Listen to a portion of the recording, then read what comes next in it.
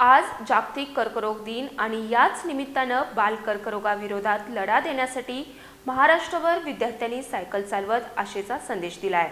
Can kids, kids can आणि महाराष्ट्र शासनाच्या शिक्षण आणि क्रीडा विभागाच्या सहकार्यानं सायकल फॉर गोल्ड या देशातील सर्वात मोठ्या सायकलिंग चॅलेंजच्या 5व्या टप्प्याला आज सुरुवात झाली आहे।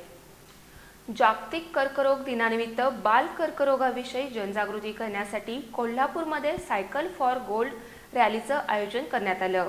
कॅन किड्स, किड्स कॅन या बाल कर्करोगासाठी कार्य करणाऱ्या राष्ट्रीय संस्थेच्या वतीने आणि महाराष्ट्र शासनाच्या शिक्षण आणि क्रीडा विभागाच्या सहकार्यानं हा उपक्रम राबवण्यात आला।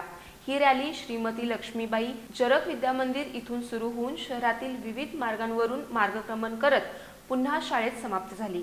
या रॅलीत 100हून अधिक विद्यार्थी आणि सायकलस्वार सहभागी झाले होते।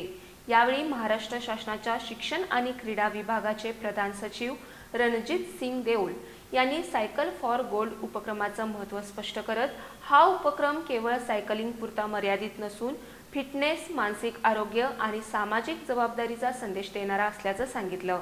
कॅन किड्स, किड्स कॅनचे मुख्य कार्यकारी अधिकारी वैभव दयाल यांनी सांगितलं की बाल कर्करोग वेळेवर निदान आणि योग्य उपचार केल्यास बरा होऊ शकतो आणि सायकल फॉर गोल्ड सारख्या उपक्रमातून जनजागृतीसह कर्करोगग्रस्त मुलांसाठी निधी उभारण्यास मदत होते।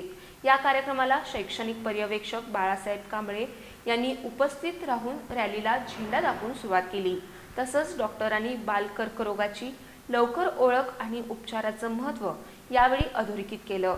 फिटनेसचा संदेश देत कर्करोगाविरोधातील लढ्यात सहभागी होण्याचं आवाहन करत ही सायकल फॉर गोल्ड रॅली नागरिकांसाठी प्रेरणादायी ठरली।